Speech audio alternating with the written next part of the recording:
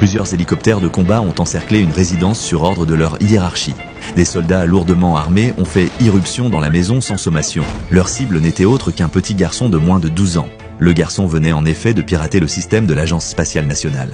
Mais son seul objectif était de trouver quelques plans de vaisseaux spatiaux à accrocher au mur. Le garçon s'appelait Brian. Une fois adulte, Brian a formé une équipe baptisée Scorpion, composée exclusivement de génies. L'un d'eux possédait une sensibilité exceptionnelle aux chiffres et une mémoire photographique. Un autre pouvait décrypter les pensées de n'importe qui grâce aux micro-expressions. Il y avait également Kelly, capable d'assembler et de réparer n'importe quoi. Pourtant, cette équipe de 4 surdoués était si fauchée qu'elle ne pouvait même plus payer son loyer. Brian n'avait d'autre choix que de réparer des routeurs pour subvenir aux besoins de l'équipe.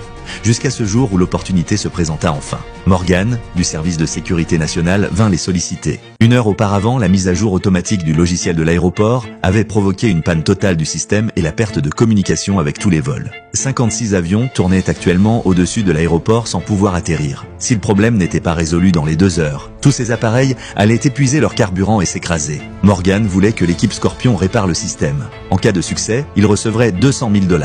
Criblés de dettes, ils ne pouvaient laisser passer cette chance. Mais sur la route, ils se sont retrouvés bloqués dans un embouteillage monstre. Le temps pressait. Brian les a dirigés vers un restaurant à proximité. Il a sorti son ordinateur et piraté directement le système de la tour de contrôle, puis a demandé où se trouvait la sauvegarde de l'ancien système. Il voulait supprimer le nouveau système et réinstaller l'ancienne version. Après avoir obtenu l'emplacement, un membre de l'équipe est revenu avec le disque. Mais lorsque Brian l'a ouvert, il a découvert que le disque dur était endommagé.